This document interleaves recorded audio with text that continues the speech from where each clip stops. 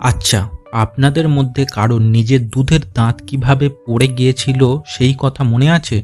আর সেই দাঁত পড়ে গেলে রাতে পড়ি এসে আপনাদের বালিশের নিচে টাকা রেখে যেত কি?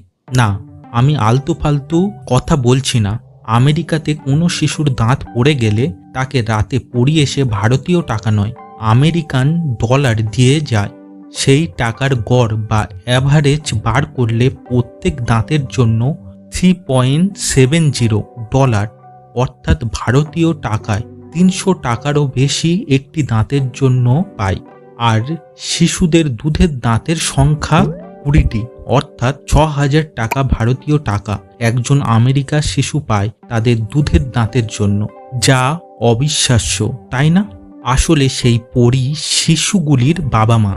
আমেরিকাতে যখন কোনো শিশুর দুধের দাঁত পড়ে যায় তখন তাদের পরিবারের লোক বা পেরেন্টস শিশুটিকে পরীর বালিশের তলায় টাকা রেখে যাওয়ার গল্প শোনায়। এই ট্রেন্ড অনেক দিন ধরে চলে আসছে। এটাই পুঁজিবাদ। জয় পুঁজিবাদের জয়। আর আমাদের ভারতের ইঁদুরের গর্তে দে, জলে ফেলে দে, ওরা নিলে তোর ছোট দাঁত হবে। কারোর আবার দুধের দাঁত পড়ার অপেক্ষাই থাকে না। তাদের বাবা মায়ের শাসনে সেই দুধের দাঁত সময়ের আগে তার নির্দিষ্ট স্থান ত্যাগ করে।